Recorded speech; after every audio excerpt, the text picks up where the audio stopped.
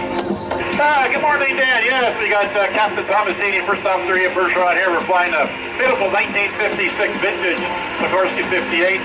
All been rebuilt and made brand new as of last year, and we're hauling a 1,500-pound HVAC unit, which we use it for our lifting and our refrigeration business. It's the four-season Sprint mechanical and lifting gear hire Sikorsky 58 today for the crowd. Outstanding. This isn't just a way of moving it from, say, from like Mississauga over to Scarborough. You actually use this to elevate these things onto the roofs of buildings? Absolutely. This is our standard job. We pick up to 4,500 pounds, and we can place it up to 20, 30-story building. And we've actually threaded a few needles by putting things down elevator shafts, so we can go down into a building a few stories. And much more cost-effective than putting up one of those big cranes that you've got to erect and then take down. You guys can be on scene in a day and get the job done. It's not unusual for us to get a lift done in about 2 minutes. We do up to 146 lifts in a day, and if you're shop involved, those parking spots cost money for big cranes. So we come in there and we save them lots of time and lots of money. Get a job done in about 10 minutes and we're out this door. Outstanding. Now, I've seen these helicopters for years. It seems to me I remember seeing this back in the space program. Yeah, that's right. The Sikorsky 58 was used by NASA to pick up the Freedom 7 with Alan Shepard out of the ocean, their first bad flight. So they hooked on the bottom, they hauled him up with a winch, and away he goes. So this aircraft was used for search and rescue. It was used by the French Army when it was built, and it served time in NAM. So this has been quite the machine. Medevac, rescue, and we get both for it too.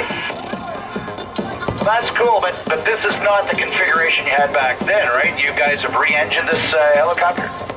Oh, this baby's all but brand new since 2008 to rebuild. No, this had a single engine. It was a radial engine, the same type that some of the aircraft are flying in show today. And it was changed in 1973 to Pratt & Whitney's Canada's twin-engine turbine engine. So we're pushing about 1,600 horsepower right now, and out of two beautiful Pratt & Whitney PT6s. Beautiful. It's nice and quiet too, and I would assume it's fairly green with those new engines. No, these things run like a champ, and Dave's having a lot of fun. He's getting his 20-minute workout, we call it, all the unit. He's got his hands and feet busy. Machine runs like a champ. It's quiet inside, and it flies like a, well, it just flies as nice as it can be. All right, have Dave turn. He's going into the quarter box right now. We need him to turn around and go back towards show center. That's okay. Dave's making a big turn back in. We see that.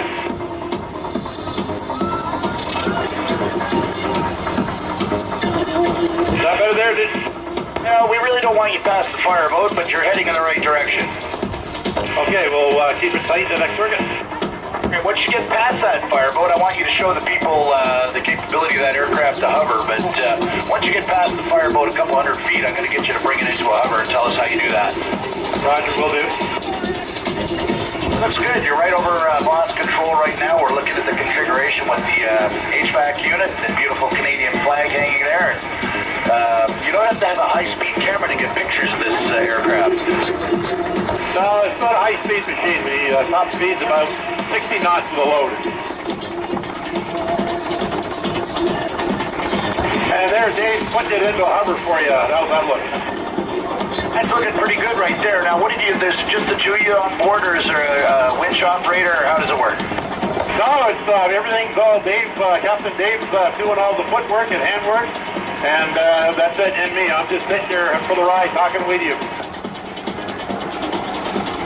Now, where are you guys based out of?